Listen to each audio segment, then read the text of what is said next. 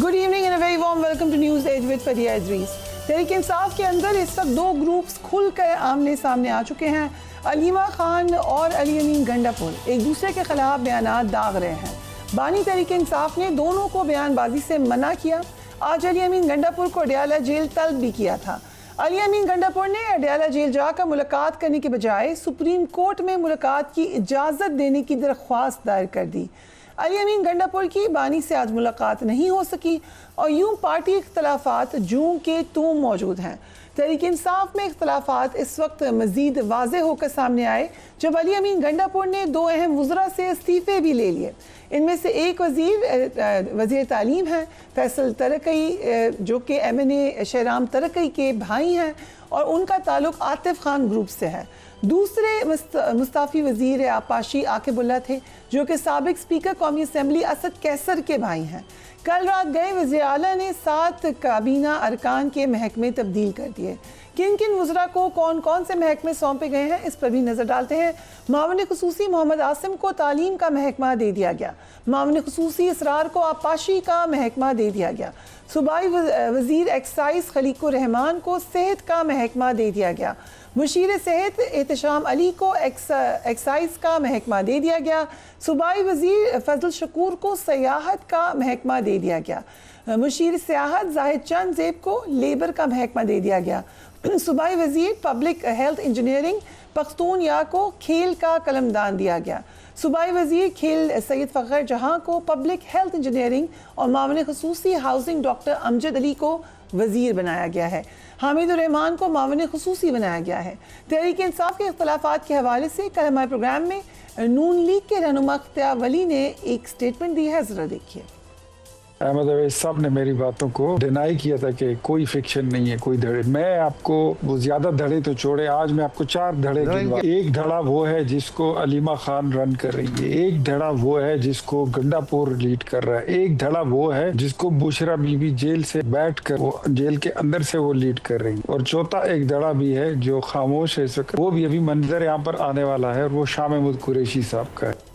शेर अफजल महमद ने कहा है कि जुनैद अकबर से 3 बार अलीमा खान ने इस्तीफ़ा तलब किया। जुनैद अकबर को चेयरमैन PSC के ओहदे से हटाने के लिए कायमा कमेटी से इस्तीफ़े दिए गए थे। ये भी देखिए। रहनुमा तहरीक इंसाफ जुनैद अकबर ने इन इल्ज़ामात की तरदीद की है। ये भी देखिए। भाई सदर कभी आपसे अलीमा खान साहब ने रब्ता किया सियासी? नहीं, मुझे किसी न बीवी ने बुशरा बीवी ने कभी रब्ता किया, न अलीमा बाजी ने कभी रब्ता किया, न किसी उसने किसी की सिफारिश की, न किसी की मुखालिफत की। मेरे नोटिस में ऐसी कोई बात नहीं है कि अलीमा बाजी के साथ मेरी कोई, बल्कि हमारा रब्ता भी बहुत कम होता है। तो अगर उसको थी तो फिर मुझे भी डिक्टेट करती, मुझे भी पता थी खिलाफ हो रखे खिलाफ हो रखे, इससे कोई बात। चेयरमैन तहरीक इंसाफ गौर खान ने कहा है कि अलीमा खान पार्टी चेयरमैन नहीं बनना चाहती और ना उनको कोई ऐसी ख्वाहिश है। फैसल चौधरी हमें ज्वाइन करें। Thank you so much Chaudhry साहब for being on the programme. So थोड़े से आपके एक्सपीरियंस के ऊपर आते हैं। आप मुलाकातें करते रहे हैं, बड़ी इसके ऊपर तनकीद भी हुई आपकी मुलाकातों पे। क्या अलीमा खान कंट्रोल करती थी मुलाकातों को? देखिए, अलीमा खान साहब का इतना कंट्रोल तो नहीं है, वो तो मुलाकातें तो जो कंट्रोल करते हैं वही कंट्रोल करते हैं। ये 2 धड़े जो आपने जिक्र किया है अलीमा कौन कंट्रोल करते हैं? जी, जो जेल अथॉरिटीज़ हैं या उनके ऊपर जो अथॉरिटीज़ हैं वही कंट्रोल करते हैं। सेइंग कि पार्टी का उसमें कोई लेना देना नहीं? पार्टी तो लिस्ट भेजती है तो जाती नहीं है, तो अब जाने शुरू हुए कुछ अरसे से। ठीक है, वरना तो जाने वकीलों को भी नहीं जाने देते थे। सो अलीमा खान है कि किसको मिलना है किसको नहीं मिलना, गंडापुर को नहीं मिलने देना, ऐसी कभी कोई बात नहीं हुई? नहीं, गंडापुर साहब को इनको तो ज़रूरत भी नहीं है ना। He is a CM himself, he can go. Why would he, उनको पार्टी की क्या जरूरत? पार्टी को शायद उनको ज़रूरत हो, ठीक है, कि वो जब अंदर जाना है तो वो CM है सारा, उसका उनका एक क्लाउट और होता है। अलीमा बीबी और अली अमीन के जो मामलात हैं वो तो नहीं आने चाहिए थे मीडिया पे। असूली बात तो यही है। पूरी वीडियो बना के खुद CM KP ने हाँ, लेकिन उससे पहले फिर अलीमा बीबी ने भी बात की तो फिर ये कहना पड़ा। बहरहाल यू सेइंग कि बहुत मजबूरी में उन्होंने फिर ये किया। आई थिंक अली अमीन ने बहुत फ्रस्ट्रेशन में किया। वो उसकी उनकी वजह है ना कि अली की हमेशा ये उनकी होती थी कि वो कहते थे कि मैं बड़ी सिंसियरली एफर्ट करता हूँ, लेकिन मेरी टांगें खींची जाती हैं। सोशल मीडिया पे जो ट्रोलिंग कैंपेन है, मेरे खिलाफ ऑर्गेनाइज कैंपेन चलती है, मुझे टारगेट करके चलती है। और वो फिर उन्होंने वीडियो में कहा कि उनके पीछे अलीमा बट बीबी। उनको पता नहीं, आप लोग ही तो कहते रहे कि पीटीआई का एक बहुत ज़बरदस्त सोशल मीडिया वहाँ पे बहुत ज़्यादा उनकी पॉपुलैरिटी है, लोग खुद ही बोलते हैं हम कुछ नहीं कर सकते, उनको क्यों लगा कि अलीमा खान करवा रही है? देखिए उनको फिर ये ब्लंट सहना पड़ता है ना। देखिए जो यहाँ पे लोग हैं उनको जो सोशल मीडिया की एक्टिविटीज़ होती हैं, जो बाहर ये यूट्यूबर्स की या ये जो गुफ्तगू होती है, उसका ब्लंट पे झेलना पड़ता है ना। ठीक है, यहाँ पे जो लोग हैं। सो जब उन्होंने कहा यूट्यूबर्स से बातें करती हैं, वो कौन सी यूट्यूबर्स हैं? Frankly I have no idea, but this is ये जो बातें हैं, ये बातें उन्होंने दोहराई हैं। आपको याद हो तो वो यूसुफ जई जो लड़की है, वो सेनेटर मिसाल यूसुफजई, हाँ, वो उसने भी अपनी ट्वीट में ये कहा था। असल में जो वो इशू उन्होंने अलीमा खान को कहा था, उन्होंने कहा था ना कि उनके बच्चों की बेल हो गई है रात दिन में, जी, जी, और वो बिल्कुल कहा जज था। छुट्टी पे नहीं So गया। you're saying कि it's not just Aleema Gandapur, काफ़ी लोग हैं जो ये वहाँ पे पूरा ग्रुप है जो कि अलीमा बीबी को टारगेट कर रहा है। अब अलीमा बीबी और उनकी बहनें जो हैं वो बड़ी एफर्ट करती हैं, बड़ी उन्होंने सहा है वहाँ पे। तो ये जो सारी चीज़ें हो रही हैं ये ऐसे तो नहीं होती ना। और अली मीन्स और अलीमा बीबी की जो है वो तो ज़ाहिर है क्योंकि उसे आगे हमारे पर भी जलते हैं। अलीमा बीबी की से जिनके ताउन का इल्ज़ाम लगाया गया है, अब वो पता नहीं मैं आपसे बात कर सकता हूँ इधर, या हम बात कर सकते हैं कि नहीं कर सकते, वो भी तो एक सवाल है ना। महज इल्ज़ाम है या आपको लगता है एक्चुअली उनके राब्ते थे? नहीं, मेरा तो इस सिलसिले में कोई मुझे नहीं पता। I am not privy to any developments कि क्या है क्या नहीं है। और वैसे तो मेरा तो और मेरे भाई का तो बड़ा क्लियर स्टांस होता बट है एग्जैक्टली ये इल्ज़ाम कि आपने भाई अगर है तो ठीक है, अच्छी बात है। you're happy about that? भाई ऑब्वियसली ये क्या बात हुई कि मैं मतलब एस्टैब्लिशमेंट से राब्ता, आखिरकार कोई राब्ता हो गया, क्या क्या थक गए, वो तो बात वो ही तो नहीं कर रहे। तो वो आपके मैं इसमें तो उनको बल्कि शाबाशी मिलनी चाहिए। एक अगर है। दफ़ा इमरान खान साहब ने, हम लोग जेल के अंदर बैठे हुए थे, वो काफ़ी टाइम होता था, तो वो काफ़ी गप्पें हर तरह की लगती हैं। तो खान साहब से कोई बंदों की बात हुई तो उन्होंने कहा यार वो तो उसका आदमी है। तो मैंने कहा सर अच्छा है, वो उसका आदमी है तो कोई एक आदमी तो उनका भी होना चाहिए। कोई इसी तरह से बातचीत होती है ना। हाँ। और रिलेटिव्स हैं पाकिस्तान में। किसको कहा था?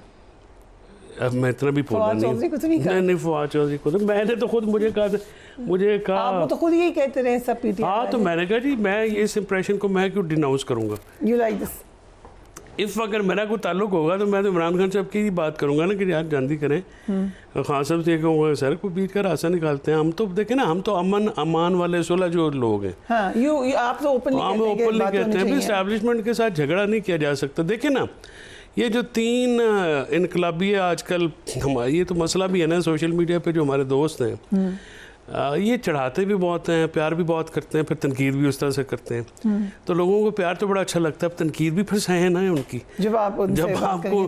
अब बात यह है कि आपको क्या लगता है कि अली अमीन गंडापुर के ऊपर तनकीद जेन्युइन होती है या एक्चुअली कोई उसको है? मेरा ख्याल में देखिए, या एक बात मैं देखें, एक बात अली अमीन की मैं ये ज़रूर कहूँगा कि आप अली अमीन को हदफ़े तनकीद बनाते हैं क्योंकि लोगों ने वोट दिए हैं इमरान खान की रहाई के लिए। ठीक है, कारकुनान कोई और बात सुनना नहीं चाहते। अली अमीन को उन्होंने कहा 3 दफ़ा आया गया, वो 3 दफ़ा आया तो है ना। वो लोग जो कि 3 दफ़ा में से 1 दफ़ा आए भी नहीं, वीडियोस भी नहीं करते रहे, कभी शो अप नहीं हुए, जब भी ज़रूरत पड़ी, उन पर तनकीद क्यों नहीं होती? इस तरह से नाइंसाफ़ी नहीं ना होनी चाहिए। ठीक है, या तो सबको आप करें। मेन शो मेन यहाँ पे अली अमीन 3 दफ़ा आया तो है ना। अब ये तो आप नहीं कह सकते, जैसे भी हालात थे वो लेके आए बंदे, पैसे, ये वो बड़ा काम होता है। वो आया इधर। अब यहाँ पे स्ट्रेटजी का जो है वो एक डिफरेंस हो सकता है। यानी 26 नवंबर वाला जो मामला था वो मेरा ख्याल में जो अली अमीन की तजवीज़ से वो मान लेनी चाहिए थी। हमें डी चौक में नहीं जाना चाहिए था। इससे नुकसान हुआ, हमारे कारकुनान की शहादतें भी हुई, जो कि उसे बुशा बीबी ने कहा जाए। बुशरा बीबी तो कोई नॉन पॉलिटिकल वो तो एंटिटी फिर है एक ना, और ही ग्रुप उनको सुनना चाहिए था ना। Aleema Khan group, Bushra Bibi group and Ali Amin Gandapur group, plus वो कह रहे हैं शाह साहब वाला भी ग्रुप है जो आपकी कानूनी टीम से बुशरा बीबी ने हटवाया था आपको। डिड शी सस्पेक्ट कि आप अलीमा खान की ग्रुप के हैं? नहीं, मेरा तो देखिए, मेरा तो बड़ा सिंपल। मैंने खान साहब से पहले दिन पूछा था, मैंने कहा जी देखिए मैं फैमिली फ्यूड में नहीं पढ़ना। ठीक है, there was a family feud. मैं आया हूँ यहाँ आपके लिए, ठीक है। रहूँगा मैं आपके लिए। हाँ। अब मैं वहाँ पे क्यों नहीं जाता? भाई इमरान खान साहब आगे इतनी परेशानी में है, अब मेरा इशू आपको खड़ा कर दें, जो भी खड़ा करें, तो ये उनकी खिदमत तो ना हुई ना। वो आगे इतनी मुसीबत में आगे उनके ऊपर बहुत सारी चीज़ें हैं। He has enough on his plate, why should I add there? ठीक है। मेरे तो जब भी उनसे बात हुई है तो मैंने तो सुलह सफाई की बात की है। तो उनको अवेयरनेस है कि बाहर ये ग्रुपिंग है? हाँ, बहुत अच्छी तरीके से। किसकी तरफ उनका टिल्ट है? वो टिल्ट नहीं रखते। किसी अलीमा खान बुशरा बीबी में तो एक होगा टिल्ट ज़रूर। देखिए, वो ये कहते हैं ना कि वो हम लोग जो जिम्मेदार हैं ना, हम घरेलू बातें या उनकी में ना दखल देते हैं ना हम बात करते हैं। वो उनकी फैमिली है, वो उनकी बहनें, वो उनकी बेगम है, वो उनके अपने ज़ाती हैं जो भी हैं, और वो सारे सफ़र कर रहे हैं इस वक्त। उनके लिए दुआ गो हैं कि उनकी मुसीबतें अल्लाह कम करे। जो बहनें हैं, मैं उनका इस तरह से मदाह हूँ कि जिस तरह बहनों का किरदार होना चाहिए वो कर रही हैं। बट लेट्स से अब जब बुलाया है बानी पीटीआई ने अली अमीन गंडापुर को, क्या उनकी वजारत खतरे में पड़ सकती है? नहीं, वो इसलिए कि वो खान साहब जो है ना, खान साहब हमेशा वो कहेंगे कि ये जो अभी हुआ है वो इसको काम डाउन करेंगे, and he can do that. कि इसलिए उन्होंने मना किया ना दोनों अफ्रीका कि आप बयानबाजी नहीं करेंगे, और कोऑर्डिनेटर भी चेंज किए।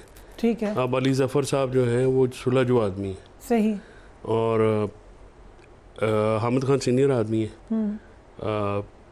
कारकर्दगी तो उनकी कोई नहीं है, लेकिन है तो सीनियर आदमी। चलो एटलीस्ट ये जो बच्चों जैसी बातें हैं वो शायद ना हो। ठीक। वैसे होल्ड किसका ज़्यादा है पार्टी पर? खान साहब को। बट इन लोगों में से, अब वो तो जेल में है, उनका तो वहाँ से होल्ड क्या होगा? उनको तो आके जो पार्टी पे बाहर किसी का कोई होल्ड नहीं है। किसी का तो होगा, इन्फ्लुएंस कह लें। अलीमा लोग जुड़ते हैं, अलीमा बीबी के साथ जुड़ते हैं। अलीमा बीबी को लोग जो है ना, वो यहाँ पे भी बाहर भी मैं गया हुआ था तो मेरे लोगों से मिला, तो वो उनको पसंद करते हैं। सो अगर पार्टी को कभी वो ब्लंट है ना बड़ी, किसी ने अगर टेक ओवर करना हो पार्टी को लेट्स से, तो वो Aleema Khan is a natural choice. नहीं भैया, ये देखिए, ये बात जो है ना, ये बड़ी ट्रिकी बात है। अगर इमरान खान के अलावा कोई भी उनका अजीज़ रिश्तेदार पार्टी वाला ये समझे ना कि इमरान खान के आशीर्वाद के बगैर वो कुछ कर सकते हैं, it's only one message. So where is Shah Mahmood Qureshi then? Shah साहब की खान साहब जब तक मेरी तो उनसे बारे में हमेशा बड़ी पॉजिटिव बात हुई। खान साहब के बड़े पॉजिटिव ख्यालात हैं शाह साहब के, और बड़ी उनकी कुर्बानियों की, परवेज़ इलाही साहब की कुर्बानियों की वो बड़े उनकी कदर करते हैं। खान साहब ने हमेशा बड़ा उनको उनके बारे में अच्छा बोला है। एक ग्रुप हो सकता है शाह साहब के साथ? भाई इमरान खान की मर्जी ना हो तो शाह साहब हो या कोई भी हो, ठीक है। तो अगर अलीमा बीबी को इमरान खान साहब के आशीर्वाद हासिल ना हो तो वो तो वो स्टेज पे नहीं होंगी ना। ठीक है। उसकी वजह यह है कि पीटीआई का जो वर्कर है या पीटीआई की जो पूरी लीडरशिप है, जो नए पुराने हैं, उनकी जो उनकी तो सोच का महवर इमरान खान है। राइट, ठीक है। हम एक ब्रेक लेते हैं, we will be right back.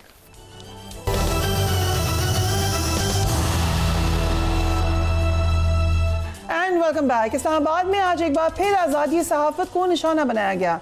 Islamabad police ने प्रेस क्लब पर धावा बोला और प्रेस क्लब के कैफेटेरिया में तोड़ फोड़ की। पुलिस ने प्रेस क्लब के अंदर मौजूद सहाफ़ियों को मुजाहिरीन समझकर तशद्दुद का निशाना बनाया। Secretary general PFUJ Arshad Ansari ने इस्लामाबाद प्रेस क्लब में सहाफ़ियों पर तशद्दुद की शदीद मज़म्मत की। अरशद अंसारी ने वज़ीर-ए-आज़म से इस वाक़े पर फौरी तौर पर एक्शन लेने का मुतालबा किया और कहा कि मैं इस वाक़े को हमला तस्वुर करता हूँ। HRCP ने नेशनल प्रेस क्लब पर पुलिस छापे की मज़म्मत की और सहाफ़ियों पर पुलिस के हमले पर इजहार तशवीश किया। अपने एक जारी बयान में ह्यूमन राइट्स कमीशन ने वाक़े की फौरी इंक्वायरी और ज़िम्मेदारों को कटहरे में लाने का मुतालबा किया। नेशनल प्रेस क्लब पर पुलिस गर्दी के खिलाफ सहाफ़ियों ने एहतजाजी मुजाहरे का ऐलान कर दिया। वाक़े के बाद वज़ीर मुमलिकत बराए दाखिला Talal Chaudhry national press club पहुँचे और कहा कि अफसोसनाक वाक़े पर मैं सहाफ़ियों से माज़रत करता हूँ। ये वाक़या अचानक पेश आया। कश्मीर एक्शन कमेटी के कुछ लोग एहतजाज कर रहे हैं। इन कुछ लोगों को पुलिस एहलकार से क्योंकि वो उलझ पड़े, इन लोगों को जब गिरफ्तार करने की कोशिश की तो फिर पुलिस उनका पीछा करते हुए यहाँ आ गई थी। वज़ीर दाखिला ने इंटरनल इंक्वायरी का भी कह दिया है। हम गैर मशरूत माफ़ी मांगते हैं, ये भी उन्होंने कहा। तहरीक इंसाफ में इख्तलाफात, so this is what happened all day today. Naiya Ali, secretary general press club, भी हमें ज्वाइन करिए। Naiya, thank you so much for joining us. कैसे देखती हैं आप आज के वाक़े को? बहुत शुक्रिया फरीना। ये वाकया जो है, ये हम तो इसको ऐसे देखते हैं कि हमारे घर पर हमला किया गया है, नेशनल प्रेस क्लब के ऊपर हमला नहीं किया गया। ये पूरे पाकिस्तान की सहाफती जो कम्युनिटी है उस पर हमला किया गया है, आज़ादी इज़हार राय पर हमला किया गया है, चादर और चार दीवारी को तकद्दुस पामाल किया गया है। और जिस अंदाज में, जिस बेईमाना तरीके से इस्लामाबाद पुलिस के एहलकार जो है वो दंदनाते हुए, धावा बोलते हुए नेशनल प्रेस क्लब के अंदर दाखिल हुए, वजह कुछ भी हो, किसी के भी पीछे आए हों, लेकिन वहां पर जिस बेईमाना तरीके से उन्होंने नेशनल प्रेस क्लब के मुलाजमीन को जो फर्श है उस पर लिटा लिटा के डंडों के वार कर करके मारा है, तशद्दुद किया है, घूंसे मुक्के लात, जो उनकी समझ में आया उन्होंने किया है। तो ये कोई ऐसा वाक़या नहीं है जो कहीं से रिपोर्ट हो रहा हो, सारी दुनिया ने अपनी आंखों से देखा है। तो अब अगर आप किसी को ये लगता है कि इस पर माजरत करने से काम चल जाएगा, गैर मशरूत माजरत करें, मशरूत माजरत करें, जो नेशनल प्रेस क्लब का नुकसान हुआ है, जो उसकी सैंक्टिटी पे हमला हुआ है, जो उसका तकद्दुस पामाल किया गया है, वो तो वापस नहीं आ सकता। आया ये इस तरह का वाक़या पेश क्यों आया है, क्यों इस तरह की छूट दी गई है कि आप जहां सहाफ़ियों को देखें वहां हाथ जो है वो उठा सकते हैं, मुजाहिरीन के ऊपर हाथ उठा सकते हैं? क्या इंसानी हुकूक कहीं पर नहीं है? क्या कवानीन कहीं पर नहीं है? पुलिस कैसे इसको जो है किसी भी सहाफ़ी को, किसी आम शहरी को भी इस तरह से, जिसके ऊपर अभी जुर्म साबित नहीं, आप गिरफ्तार करेंगे, आप ले जाएंगे और उसके बाद जो है वो अदालतें फैसला देंगी। लेकिन क्या प्रेस क्लब की हुदूद के अंदर कोई यूनिफॉर्म पर्सन इस तरह से जबरदस्ती दाखिल होकर, दावा बोलकर जो है वो किसी को घसीटते हुए ले जा सकता है? ये बात हो तो कल को जो है वो जितने सियासतदान हमारे पास आते हैं, जितने हमारे पास यहाँ पर जो है वो डिप्लोमेट्स आते हैं, लोग अपनी दुखड़े लेकर आते हैं, अपोजिशन से ताल्लुक रखते हैं, उनको कोई जाए पनाह नहीं मिलती, तो वो प्रेस क्लब आते हैं और अपने जो दुखड़े हैं वो वहां पर बयान करते हैं। तो इसका मतलब है कि कल को जो लोग उनको पसंद नहीं होंगे वो आकर उनको उठाकर ले जाएंगे। तो ये तो एक ऐसा मामला है कि जिसकी वजह से हम ये समझते हैं कि सहाफत के खिलाफ जो एक और सहाफियों के खिलाफ जिस तरह की जो एक रिवायत जो है वो बन चुकी है कि अगर आपको कोई सहाफी जो है वो तनकीदी आवाज बुलंद करता है, सवाल उठाता है, तो उसके साथ जो मर्जी करें, और उसके बाद अगर उससे नहीं होता तो फिर उसके बाद अब आप प्रेस क्लब के अंदर आकर भी ये सब कुछ करेंगे। तो आप ये बताइए कि प्रेस क्लब की सैंक्टिटी कहाँ है, वो जो सेंस ऑफ सेफ्टी है, सिक्योरिटी है, वो कहाँ पर है? तो किस तरह से ये हो सकता है? तो अब इसके ऊपर ये कोई अगर किसी को ये लग रहा है, वजीर इत्तलात हमारे, उनकी हम उसके ऊपर नीयत पर शक नहीं करते कि उन्होंने माजरत की और वो इकदाम करना चाहते हैं, लेकिन जो हुआ है उसके बाद अब ये लायामल आइंदा का जो है वो national press club, Pakistan federal union of journalist तय करेगी। Pakistan federal union of journalist पहले ही कल यौम सियाह की कॉल दे चुकी है। तमाम जो प्रेस क्लब्स हैं पाकिस्तान भर के, चाहे वो कराची है, लाहौर है, सिंध है, केपी है, हर प्रेस क्लब के ऊपर सियाह परचम लहराए जाएंगे। उसके अलावा जो है वो वहाँ पर रैलियां निकाली जाएंगी, मुजाहरे किए जाएंगे इस इकदाम के खिलाफ कि हमारे घर के अंदर घुसकर चादर और चार दीवारी का तकद्दुस जो है वो पामाल किया गया है पुलिस की जानिब से। राइट। सो फैसल चौधरी साहब, लीगली इसमें कौन कौन से पैरामीटर्स हैं जो आप समझते हैं कि वायलेट हुए हैं?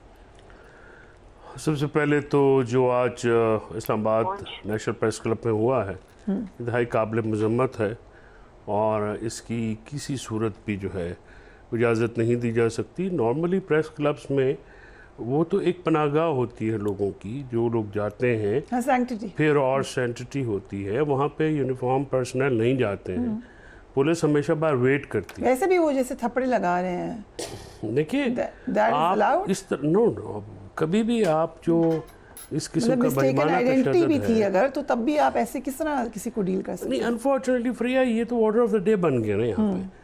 पुलिस है तो गलत है, बिल्कुल एब्सोल्युटली इलीगल है, अनकॉन्स्टिट्यूशनल है, इसका कोई जवाज नहीं है। आपको अरेस्ट का भी तरीक़ाकार है। कोई भी आदमी जो है कितनी भी हीनियस क्राइम में अगर मुलव्वस होगा, उसको भी आप अरेस्ट डंडे मार तो नहीं कर सकते। पुलिस को तो ये राइट ही नहीं है। ये तो उसी पर्चे जो हैं वही उन्हीं सेक्शंस के तहत उनके खिलाफ भी हो सकते हैं जिस तरह से कोई आम आदमी हो। और जिस तरह से अभी नैयर बता रही हैं कि फर्श पे लिटा के वो मुलाजमीन को मारा गया, आई होप कि उनका मेडिकल जो है वो सही तरीके से हो, उसको जो है वो गड़बड़ ना की गई हो। क्योंकि जो वीडियोस में भी नज़र आ रहा है जिस तरीके से वो बैटन चार्ज हो रहा है, वो इतने मोटे मोटे डंडों से मार रहे हैं, तो इसके पीछे भी तो ज़ाहिर किसी ने ऑर्डर किया होगा ना। ये जो पुलिस के सिपाही घुसे हैं किसी ऑर्डर पे घुसे होंगे, So that needs to be obviously investigated. वो जो कमांडर जो ऑपरेशन इंचार्ज होंगे उन्होंने किया होगा। और अगर कोई बंदा प्रेस क्लब में घुस भी गया था तो आप जाएं, प्रेसिडेंट के पास जाएं, जनरल सेक्रेटरी के पास जाएं कि जी ये लोग हैं, ये आपके प्रेस क्लब में आए हैं, काइंडली इनको वहाँ से निकालें या हमें इजाज़त दें, हम इनको अरेस्ट करना चाहते हैं। उसका तरीक़ाकार होता है। Right. और इसकी जो आई होप के ये जो हमला जो करार दिया जा रहा है इसका फिर सैर हासिल जो है जवाब दिया जाएगा। अनफॉर्चुनेटली जब ये एक साफ़ी को टारगेट किया जा रहा था Right. तब हमारी या वकला को भी, हमारी भी तंजीमें जो हैं वो खामोश हो गई थी।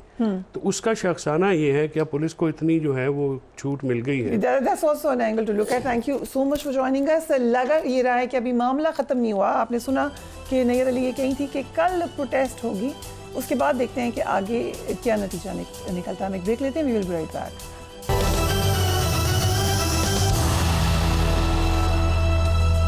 And welcome back. इजरायली फौज ने गाजा के लिए इमदाद ले जाने वाले आलमी काफिले ग्लोबल स्मूथ फ्लोटेला पर हमला कर दिया।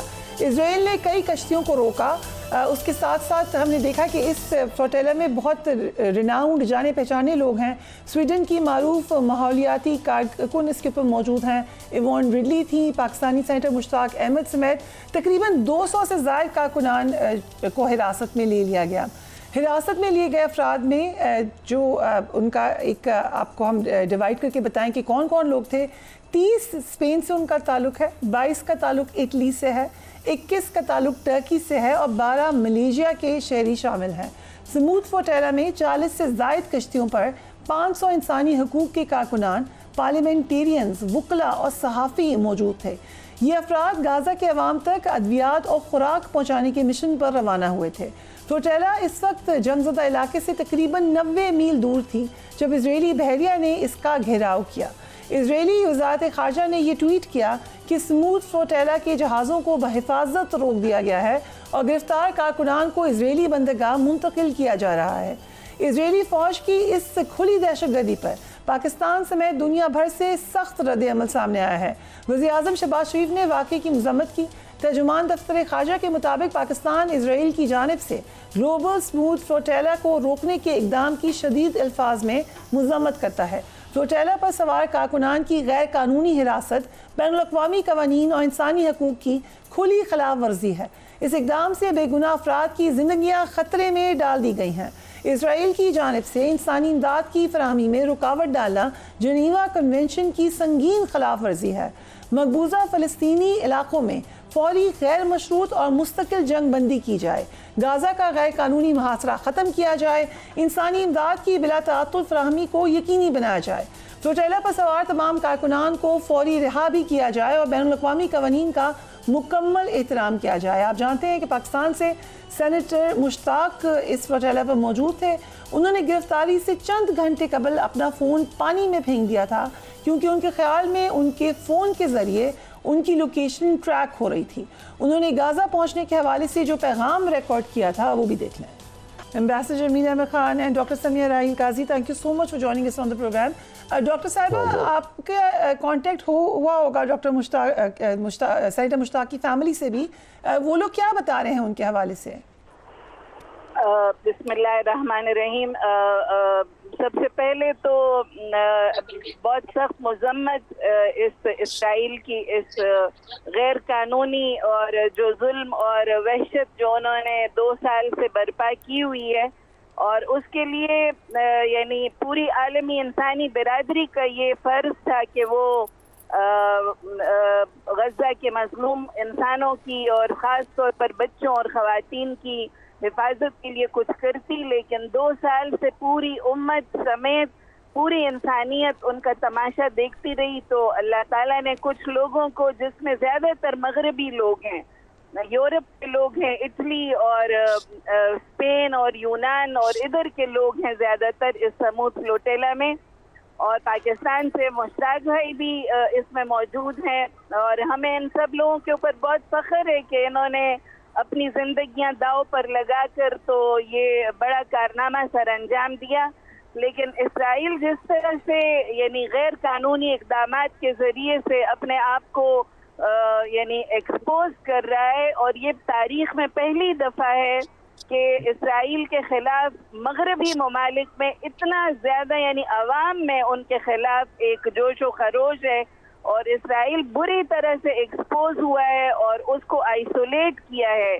मगरबी अक़वाम ने और मगरबी अवाम ने उनको आइसोलेट करके तो दुनिया को ये पैगाम दिया है कि उनके दिन अब गिने जा चुके हैं। वो जो उनका हवा था, वो जो उनका एक बड़ा रोब और दबदबा था और लोग उनसे डरते थे कि बहुत ही ज़्यादा पावरफुल सी कोई ताकत है, वो 2 साल से मजलूम फ़लस्तीनियों ने उनको ऐसे एक्सपोज कर दिया कि वो एक छोटे से ग्रोह का मुकाबला नहीं कर पा रहे। और अगर उनके इस्तेमारी ताकतें उनके सरपरस्ती ना करती तो वो बहुत जल्दी उनको और ज़्यादा वो एक्सपोज हो जाते।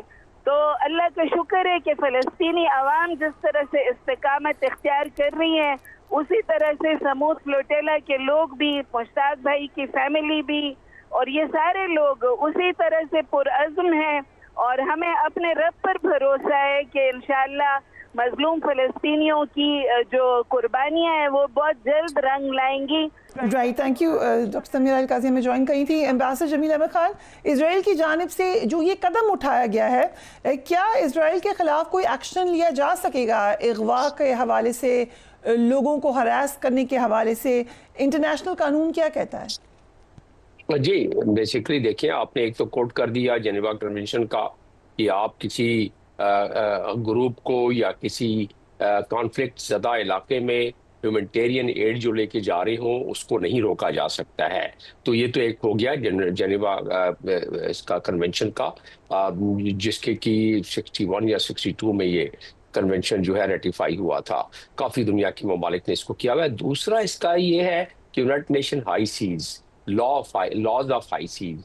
अब हाई सीज में जिसमें कि फ्री मूवमेंट है, any vessel can have a free movement, तो 90 नॉटिकल माइल्स पे ये फ्लोटिला था, और यहाँ इन्होंने इंटरनेशनल टेरिटरी में आके वो कहते हैं कि इसको इनको ले गए, मतलब अरेस्ट कर लिया है। उनकी टेरिटरी ही नहीं है तो अरेस्ट कैसे कर सकते हैं? और फिर वो इसको कहते हैं कज़ाकी, इसको कहते हैं किडनैपिंग।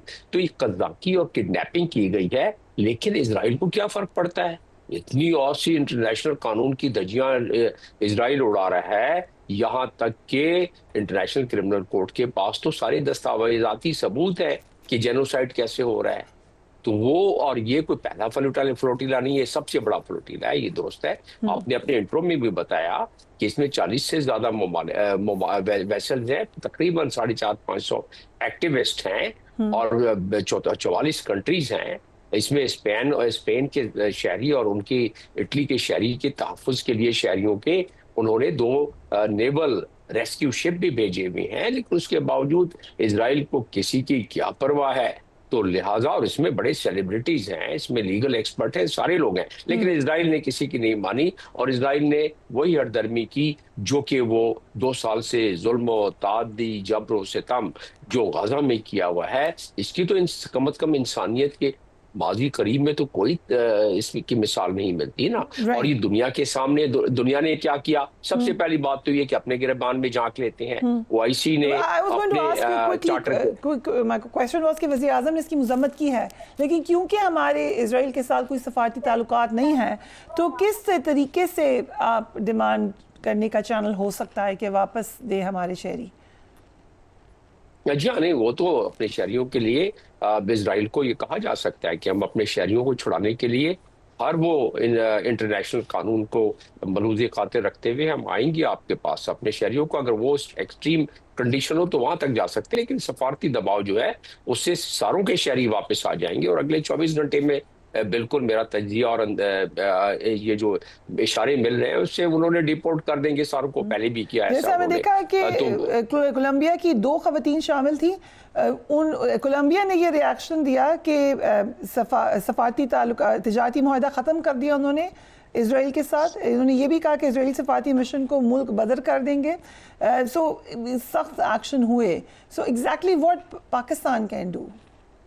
देखिए, मैं यही कह रहा था कि ओआईसी के चार्टर के पैराग्राफ 16 में ये दिया हुआ है कि तमाम के तमाम मेंबर ममालिक यानी 57 ममालिक फलस्तीन के न सिर्फ काज को, फलस्तीनियों को सपोर्ट करेंगे। मैं तो आपको कोट कर रहा हूँ जो इनका अपना चार्टर है, और साथ में उसकी 18 आर्टिकल में दिया हुआ है कि एक अलहदा से इसमें इनके असिस्टेंट सेक्रेटरी जनरल होगा जो कि सिर्फ फलस्तीनियों के फलाह बहबूद और उनके इंटरेस्ट के लिए काम करेगा।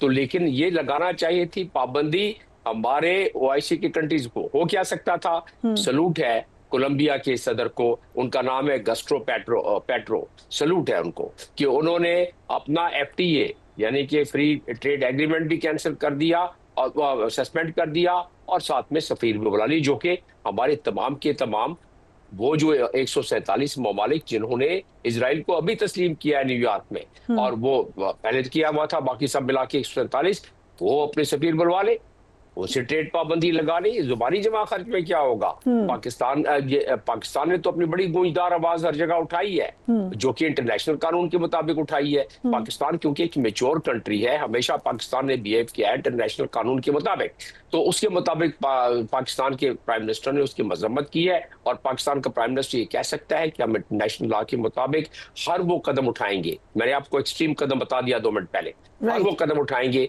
जो हमारे शहरियों को आजाद, लेकिन ये शहरी तो कल तक आजाद हो जाएंगे। मुझे बिल्कुल इसका बड़ी अच्छी तरीके से मैं इसका तजिया कर सकता हूँ, और पहले के तजर्बे को देखते हुए भी अच्छा तजिया कर सकता हूँ। ओआईसी के अपने अगर वो चाहते तो सारों पर पाबंदी लगा देते, उन्होंने नहीं लगाया। तो बात ये है सिर्फ 4 जो उन्होंने आर्टिकल 8 के तहत जो 4 एक्स्ट्रा ऑर्डिनरी सेशन सरबराहान का किया, उसमें क्या किया? पहले में मजम्मत किया, दूसरे में दर मजम्मत किया, तीसरे में फिर मजम्मत किया, चौथे में फिर दर मजम्मत किया। कोई एक्शन तो नहीं लिया। तो एक्शन दर्दे दिल रखने वाले ममालिक ले रहे हैं, और लोग बाहर निकल आए हैं सड़कों पर बहुत सारी यूरोपियन कंट्रीज में, और उसका प्रेशर बहरहाल बढ़ रहा है। इंडीड। और समीरा अल काजी साहिबा, ये जो इंटरनेशनल प्रेशर है, यकीनन उस पे आपने कैसे उसको ऑब्जर्व किया? क्योंकि हमने ये देखा कि बहुत सारे एक्चुअली नॉन मुस्लिम ममालिक में जिस किस्म के मुजाहरे हुए, उनका इम्पैक्ट हुआ। इस फ्लोटेला पे भी मुख्तलिफ ममालिक के लोग शामिल हैं। सो वो क्या मैसेज गया? एंड अगेन थोड़ा सा, क्योंकि आपका टर्की से भी काफ़ी अच्छी नज़र है आपकी टर्की के मामलात पर, 2010 में जो फ्लोटेला था जिस पर 700 अफराद शामिल थे, वो टर्की की तरफ से गया था। उस पे एक इन्वेस्टिगेशन कॉल की थी यूएन ने, एक तहकीकाती कमीशन भी बनाया था, लेकिन उसके बाद कोई कार्रवाई नहीं हुई थी इजराइल के खिलाफ। सो इस दफ़ा भी यही लगता है कि ऐसा ही होगा। देखिए, वो मावी मरमरा, मैं इत्तेफाक से वो जो उनके 8 शुहदा की जनाजा थी, तो मैं अपने वालिद के साथ उसमें शरीक थी। और तुर्की में उस मावी मरमरा के उस फ्लोटेला के बाद जो इसराइल के खिलाफ यानी पूरी कौम में एक गैज़ो गज़ब यानी जो नज़र फिर आया, उसमें अब आहिस्ता आहिस्ता इसराइल की वो जो धाक थी पूरी दुनिया में, वो उधर से ही शुरू हुई थी, उसका जवाल। और अल्लाह ताला सबसे बड़ी ज़ात है, तो इंशाअल्लाह हमें नज़र आ रहा है कि वो जो गैर मुस्लिम अक़वाम हैं, वो अगर उम्मत मुस्लिमा सो गई है, तो गैर मुस्लिम अक़वाम ने बहुत बड़ी तादाद में और इस तरह से वो उठी है, और इस तरह से इसराइल के खिलाफ यानी उनकी नई नस्ल में जितना ज़्यादा गैज़ो गज़ब है, और जितना ज़्यादा यानी एक्सपोज वो हुए हैं, और जितना ज़्यादा यानी इसराइल के खिलाफ पूरी दुनिया में जो एक लहर उठी है, उससे ये नज़र आ रहा है कि वो कहते हैं दिल से कहो न घबराओ सहर करीब है। जो बहुत ही ज़्यादा जुल्म हद से गुजर जाता है, तो वो फ़िरौन ने भी कहा था ना कि अना रब्बुकुमुल आला, कि मैं तुम्हारा सबसे बड़ा रब हूँ। और आज इसराइल यही कहता है अमेरिका की पुष्पनाई के साथ कि जी हमें कोई कुछ कह नहीं सकता, हमें तो जो मर्जी है हम दनदनाते फिरे, हम हस्ती बस्तियों को ताराज कर दें, कोई भी उसे पूछने वाला नहीं है। लेकिन सुपर पावर हमारा ईमान है, हम बिलीवर्स हैं कि जब अल्लाह ताला की लाठी हरकत में आती है तो फिर ज़मीनी हक़ाइक़ ज़मीन बोस हो जाते हैं। लोग हमें कहते हैं कि ग्राउंड रियलिटीज़ पर बात करें। हमने अपनी थोड़ी सी ज़िंदगी में रूस को बिखरते देखा और बहुत बड़ी बड़ी ताकतों को बिखरते देखा। इंशाअल्लाह इनका ज़वाल भी बहुत करीब है, इसलिए कि इंसानियत जो है वो कुफर पर तो कायम रह सकती है, लेकिन जुल्म पर कायम नहीं रह सकती। ये जो जुल्म और वहशत का 2 साल से बाजार गर्म है, इसका एंड होना ही होना है। और इंशाल्लाह हम कुरान पर बिलीव करते हैं। कुरान करीम में 1 नहीं 2 नहीं 3 जगहों पर एक आयत आई है कि अल्लाह ताला ने इस दीन को गालिब करना है और इस इस्लाम ने गालिब आना है। ये मैं नहीं कह रही, मैं अपनी आप से बात नहीं कर रही। ये सूरह तौबा में, सूरह फतह में और सूरह सफ में एक ही आयत 3 दफा आई है। आप लोग घर जाके इसे जरूर पढ़ लीजिएगा। उसको पढ़कर फलस्तीनियों ने भी अज़म बांधा हुआ है और समूद फ्लोटेला के लोगों ने भी अज़म बांधा हुआ है। हमें भी मायूस नहीं होना अपने रब से। राइट जमील अहमद खान साहब, ये जो फॉरेन मिनिस्ट्री की तरफ से कहा गया है, इजरायली फॉरेन मिनिस्ट्री की तरफ से कि हमास समूद प्रोवोकेशन इज़ ओवर, उन्होंने तासुर देने की कोशिश की है कि ये हमास से इनका ताल्लुक था, हमेशा की तरह वो यही बात करते हैं। ये एक्सरसाइज ओवरऑल फ्लोटेला की आपके ख्याल से इसने कितनी कामयाबी हासिल की है? वहाँ पहुँच तो नहीं सके, लेकिन एक्सपोज कितना किया उन्होंने इजरायली एजेंडा को? पूरा पर्पज उनका हासिल हो गया। उन्हें पता था कि वो नहीं पहुंच सकेंगे। उन्हें पता था कि पिछले 18 साल से ये ब्लॉकेड है, जो उनका नेवल ब्लॉकेड है, मैरीटाइम ब्लॉकेड है, उन्हें पता था सारा। वो अपनी तैयारी के साथ आए थे कि अगर उनका कोई वर्ल्ड का प्रेशर पड़ा तो इजराइल शायद ये अपने साहिल तक कम से कम पहुंचने दे और वो सामान ले ले वहां, लेकिन उसने वो भी नहीं किया। दूसरा इसका पर्पज क्या हाल हुआ कि दुनिया देखे ना, जैसे ही इजराइल ने एक्शन किया है, कल रात को सुबह सवेरे कोई 13-14 मुल्कों में जुलूस जलसे शुरू हो गए। ये यूरोपियन मुल्कों की मैं बात कर रहा हूँ। तो ये एक तीसरी चीज पूरी दुनिया में आज सुर्खी क्या है, वो यही है। और अब गजा का इसके कनेक्ट हो गया ना, ज़ाहिर है गजा के लिए जा रहे थे, तो गजा का जो मामला बड़ा जिसे कहा जाए कि दिल दहला देने वाला है, वो दोबारा लोगों के कॉन्शियस को प्रिक कर रहा है, चुभो रहा है सुइयां उनके कॉन्शियस में, और जिसकी वजह से बॉटम्स अप प्रेशर मुताल्लिका ममालिक में, यूरोप हो या अमेरिका हो, अमेरिका में भी काफी डिवाइड होती जा रही है और प्रेशर बढ़ता जा रहा है अमेरिकन। लेकिन अमेरिका में एक किताब है, बड़ी मशहूर है किताब, वो जॉन मीर शाइमर की इजरायली लॉबी। इजरायली लॉबी ने ऐसे पंजे गाड़े हुए हैं कांग्रेस में भी, सदर के व्हाइट हाउस में भी और हर जगह, कि उनकी मर्जी के खिलाफ हो। देखिए ना, सारे जो हमारे 8 मुस्लिम सरबराहान ने जिन्होंने 20 पॉइंट पर 21 पॉइंट थे दरअसल, उसमें राजी हुए वो, तो उन पॉइंट्स को चेंज कर दिया गया। 6 घंटे जब नेतन्याहू उधर है तो किसने उस पर जोर डाला? टोनी ब्लेयर उधर बैठे हुए थे, उधर वो जेरी कुशनर थे और इजरायली लॉबी का इन्फ्लुएंस था, जिसकी वजह से बगैर कंसल्ट किए हुए उन्होंने ये चेंज कर लिया। और वो चेंजेस ऐसे हैं, इस हाई लेवल पे जो एक्सरसाइज हुई है वो भी इट्स कंप्लीटली अनबिलीवेबल। इस पे भी डिटेल में बात करेंगे। Thank you ambassador for joining us on the programme. आज के लिए इतना ही, लेकिन ये बड़ी अहम बात है जो एम्बेसडर साहब ने कही कि जो मकसद था फ्लोटेला का, वो पूरा का पूरा अचीव हो गया है। तो वो लोग हैट्स ऑफ टू देम जिन्होंने ये एक्सरसाइज की थी, एक्चुअली उन्हें सक्सेस मिली है। Do take care of yourself. आज के लिए इतना ही, अल्लाह हाफ़िज़।